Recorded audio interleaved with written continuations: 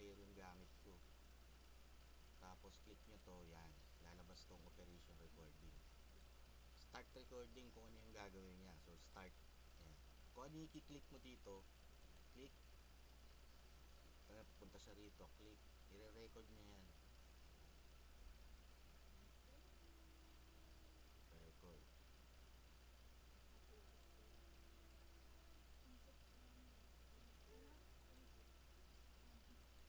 So, halimbawa, mag-auto-recycle ka, auto-recycle, yan, nire-record niya na yan, nire-record niya, recycle, yes, recycle, nire-record niya yung ginagawa mo. Tapos, atak-atak, nire-record niya na yan. Tapos, click mo ulit yung A, yan, end recording. Tapos, punta ka sa script setting, i-loop mo 9,999. Ibig sabihin yan, 9,999 yung gagawin yung ginawa, yung na-record mo. Save. So, ito na yun.